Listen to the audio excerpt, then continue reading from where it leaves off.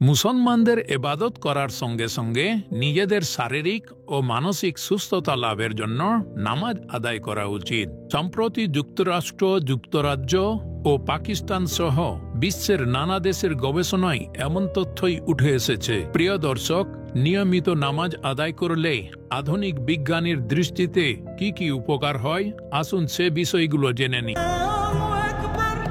মানুষের বয়স বৃদ্ধির সাথে সাথে কোলেস্ট্রল বা চর্বি দ্বারা শিরা উপশিরাগুলি সংকুচিত হতে থাকে, ফলে দেখা দেয় অসংখ্য রোগ ব্যাধি, যার মধ্যে উচ্চ রক্তচাপ, হৃদরোগ, অকালে বুড়িয়ে যাওয়া, ক্ষুধামান্দা অন্যতম।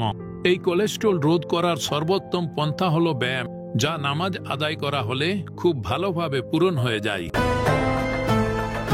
হাদিসে এসেছে, নিশ্চয় নামাজে শেফা ও আরোগ্য আছে। পাকিস্তানের বিখ্যাত হৃদরোগ চিকিৎসক মোহাম্মদ আলমগীর এই হাদিসের সত্যতা প্রমাণের জন্য একটি মেডিকেল টিম গঠন করেন।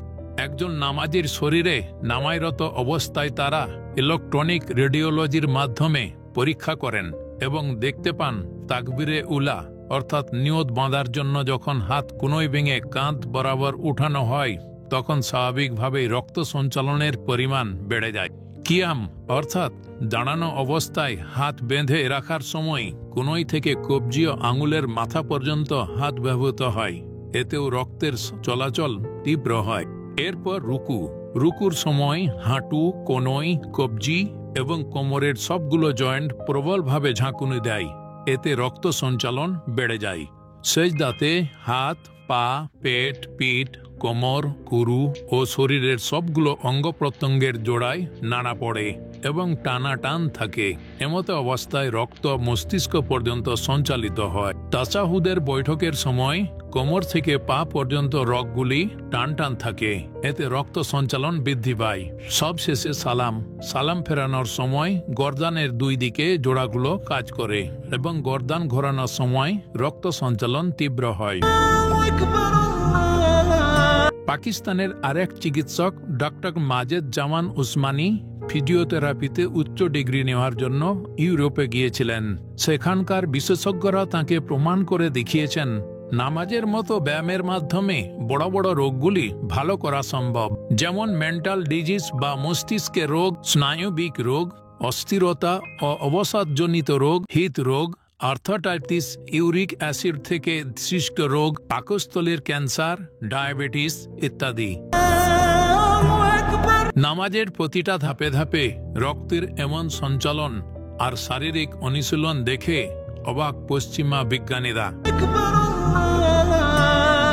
যুক্তরাষ্ট্রের প্রখ্যাত ধ্বনিতত্ত্ববিদ হার্ডি উইলিয়াম লেডবিটার বলেছেন, নামাজের মধ্যে ইমাম যখন কোরআন তেলাওয়াত করেন তখন নামাজিরা তা গভীর মনোযোগের সাথে শ্রবণ করেন। এই তেলাওয়াত এবং শ্রবণের মাঝে একটি তীব্র আলোক রশ্মি তৈরি হয়। আলোক পজিটিভ এবং নেগেটিভ দুটি দিক থাকে। কোরআনের প্রতিটি শব্দই পজিটিভ।